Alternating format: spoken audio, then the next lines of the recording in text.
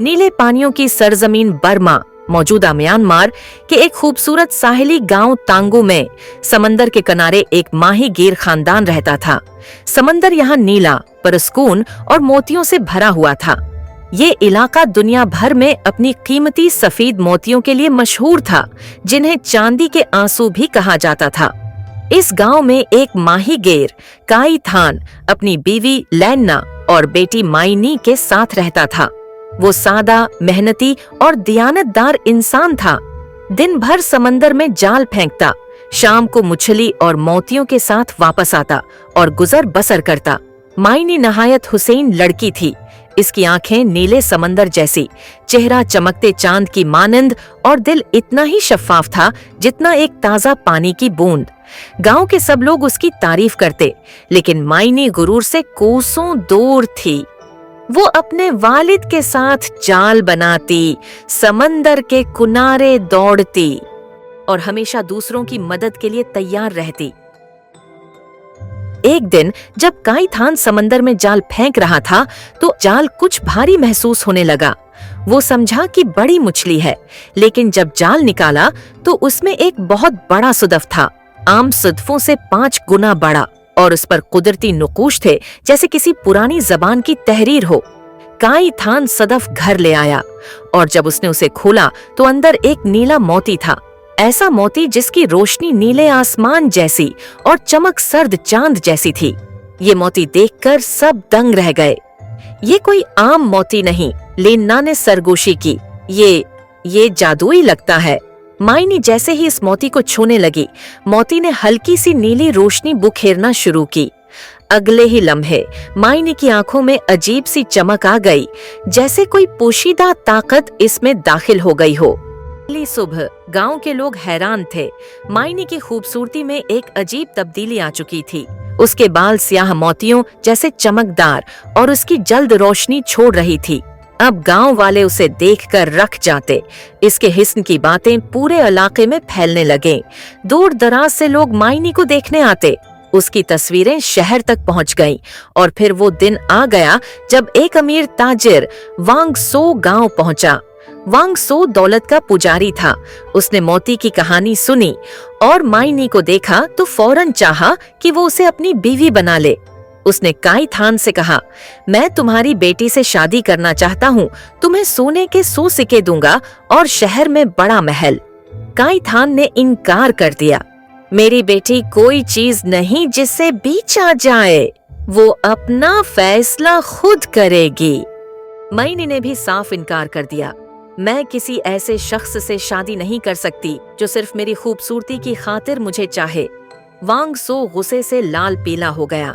उसने इंतकाम का इरादा कर लिया और वो मोती जो उसकी लालच का मरकज बन चुका था, उसे हर कीमत पर हासिल करना चाहता था। गांव के बुजुर्गों के मुताबिक नीला मोती दरअसल पहाड़ी द्वीप रोंग मून का खजाना था, जो सदियों पहले समंदर में गुम हो गया था। देव सोने, जवाहरात और खास तौर पर नीले मोती का आशिक था। अफवाहें फैलने लगे कि मोती की ताकत ने न सिर्फ माइनी की खूबसूरती बढ़ाई, बल्कि उसने दीव की आंख भी पकड़ ली है। दीव सदियों से गम था, लेकिन जैसे ही मोती निकाला गया, उसकी आंख खुल गई। पहाड़ों से अजीब आवाजें आने लगे, जैसे कोई गारों से बाहर निकल रहा हो। जमीन कभी कभार हिलने लगती, जानवर भागने लगे और फिर एक रात पहाड़ से आग की एक लकीर देखी। माइनी ने ख्वाब में देखा कि एक बड़ा खौफनाक देव आ रहा है। इसकी आंखों में नीला शाला और हाथ में एक भारी लाठी थी। वो देव उससे कह रहा था, मोती मेरा है, तुमने उसे चराया है, अब या तो मोती वापस दो या अपनी जान। सुबह माइनी परेशान हो गई। उसने वालदीन से कहा कि वो मोती समंदर में वापस डाल देती है, लेकिन ये इतना आसान न था। वांगसो ने रात को चुपके से मोती चोरी कर लिया था और शहर की तरफ निकल गया था ताकि उसे बादशाह को बेच दे। जब गांव वालों को पता चला तो देर हो चुकी थी। इसी रात देव ने पहाड़ से निकलकर गांव पर हमला कर दिया। देव ने माइनी को तलाश किया और गुस्से में आकर पूरे गांव को आग लगा दी। उसकी चंगाड़ से दरख्त गिरने लगे, किश्तियां टूटने लगे। जब वो माइनी के सामने आया तो हैरान रह गया। तुम वही हो जिसने मोती को जगाया है, तुम अब मेरे अख्तियार में हो। माइनी ने कहा, मैंने तुम्हारा खजाना नहीं चराया, लेकिन अगर मेरी कुर्बानी से ये गांव बच सकता है तो मैं तुम्हारे साथ चलने को तैयार हूँ। देव ने हैरत से देखा। इसने ऐसी नरमी कभी न देखी थी, लेकिन लालच और गुस्सा इसके दिल पर गालिब था। तुम्हारी खूबसूरती मोती की ताकत से बनी है। अगर मैं तुम्हें कैद कर लूं तो हमेशा के लिए वो ताकत मेरे पास रहेगी। और वो माइनी को उठाकर पहाड़ की तरफ ले गया।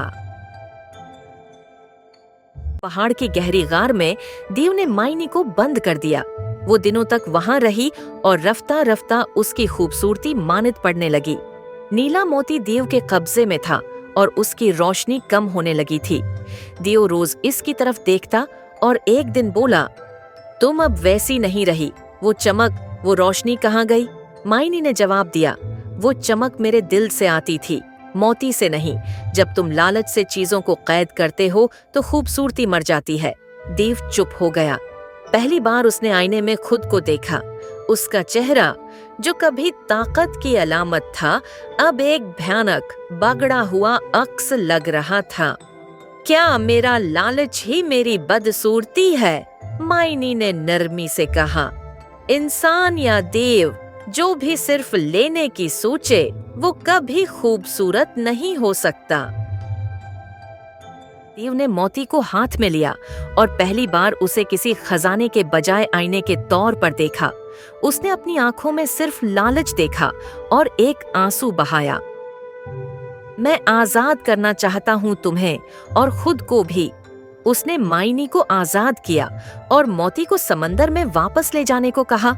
माइनी नीला मोती लेकर पहाड़ से उतरी, गांव वापस आई और सबके सामने वो मोती वापस समंदर में फेंक दिया।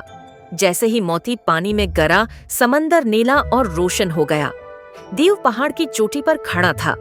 उसका चेहरा अब धुंध में छिप गया। कहा जाता है कि वो देव अब पहाड़ के अंदर रहता, लेकिन अब वो किसी खजाने की तलाश में नहीं था। अखलाकी सबक।